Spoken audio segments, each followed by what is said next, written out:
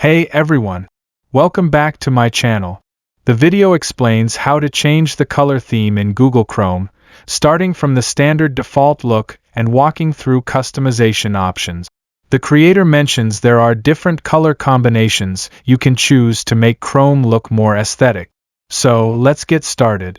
You start by opening a Chrome.